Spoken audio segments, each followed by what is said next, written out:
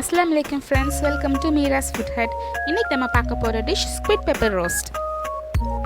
இதுக்கு நான் 3 tablespoon pepper powder, 2 tablespoon turmeric powder, 2 tablespoon ginger garlic paste, அப்புறம் தேவையான அளவுக்கு salt எடுத்துருக்கேன்.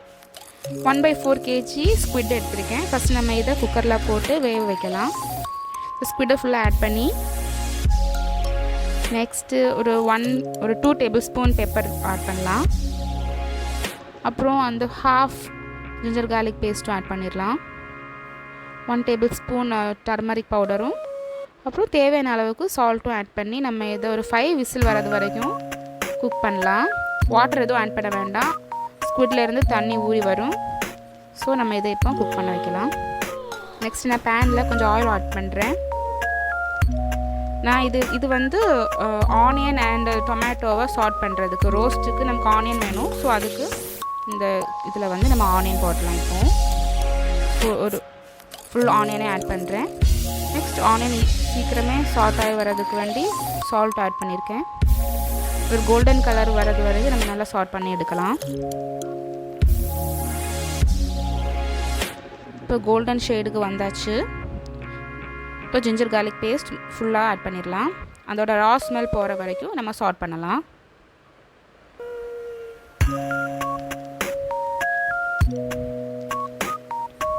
ஸோ நெக்ஸ்ட்டு நான் வந்து 2 சில்லி ஆட் பண்ணுறேன்.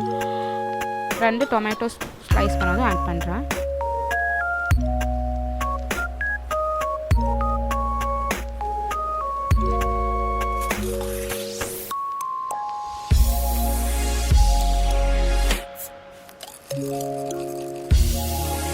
நெக்ஸ்ட்டு இதில் நான் இப்போ கொஞ்சம் சால்ட் ஆட் பண்ண போகிறேன். அப்போ டொமேட்டோ ஈஸியாக சால்ட் ஆகி வந்துடும்.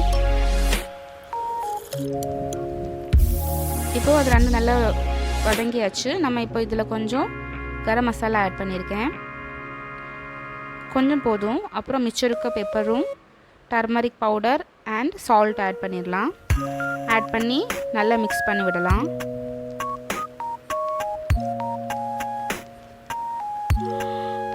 அந்த மசாலா எல்லாத்துலேயும் ஆட் ஆகிறது வரைக்கும் நம்ம வந்து மிக்ஸ் பண்ணலாம்.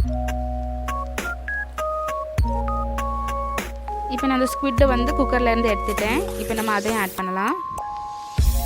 5 விசில் முடிஞ்சு நல்லா வெந்தாச்சு. இப்போ நம்ம இதை ஆட் பண்ணுறோம். அந்த குக்கரில் அந்த மசாலா மிச்சம் இருக்கும். அந்த மசாலா தனியாக ஒரு பவுலில் எடுத்து வச்சுருக்கேன். அதையும் இது கூட ஆட் பண்ணி நல்லா மிக்ஸ் பண்ணலாம். அப்போ நல்லா ஃப்ளேவர் கிடைக்கும் நமக்கு. எல்லாத்தையும் மிக்ஸ் பண்ணி நல்லா ஆட் பண்ணி விடலாம்.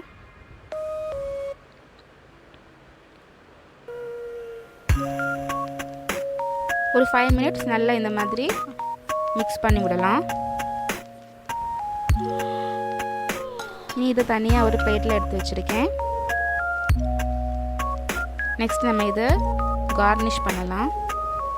மல்லி புதினா போட்டு கார்னிஷ் பண்ணுறேன்.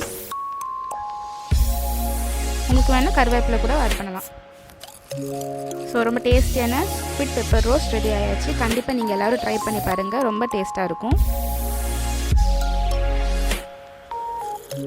மறக்காமல் எங்கள் சேனலை லைக் பண்ணுங்கள், ஷேர் பண்ணுங்கள், சப்ஸ்கிரைப் பண்ணுங்கள். தேங்க்யூ ஃபார் வாட்சிங்.